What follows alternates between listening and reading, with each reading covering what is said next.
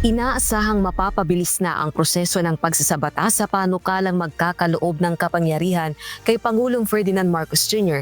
para suspindihin o bawasan ang excise tax sa mga produktong petrolyo sa tuwing may national o global economic emergencies. Ito ay matapos i-certify as urgent ni PBBM ang panukalang batas araw ng Huwebes, March 12. Sa gitna ito ng nararanasang matinding pagtaas sa presyo ng langis sa pandaigdigang merkado dahil sa gulo sa Middle East. March 11 ang ipasa sa ikalawang pagbasa ng Kamara ang House Bill No. 8418. Ayon kay House Committee on Ways and Means Chairperson Marikina City 2nd District Representative Miro Kimbo, sa Lunes, March 16, inaasahang ipasa ng Kamara sa ikatlo at huling pagbasa ang House Bill. Kaya makatutulong ang Certificate of Urgency ng Pangulo sa agarang pagsasabatas ng panukala sa Senado.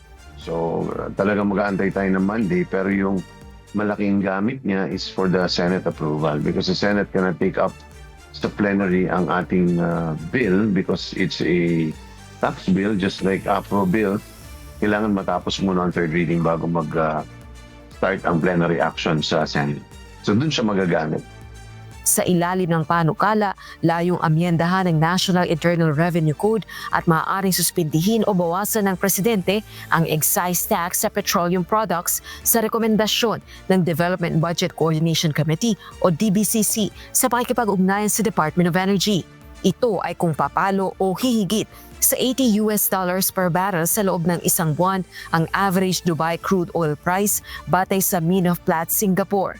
Anumang suspensyon o pagbabawa sa excise tax magiging epektibo sa loob ng 6 na buwan liban na kung paiikliin o pahahabain ng Kongreso sa pamamagitan ng isang joint resolution.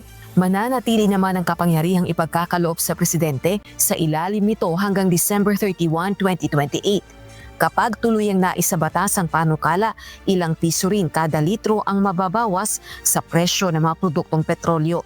In the end, removal of the excise tax while retaining the VAT, magkakaroon pa rin ng neto ang consumer kung ito ay diesel ng almost 4 pesos 50 centavos o kung ito man ay unleaded, imbis na 10 pesos buo, mababawasan baka magiging 7 piso. Malaking kabawasan pa rin ang magiging net effect pagdating doon sa end user doon sa gasolinahan.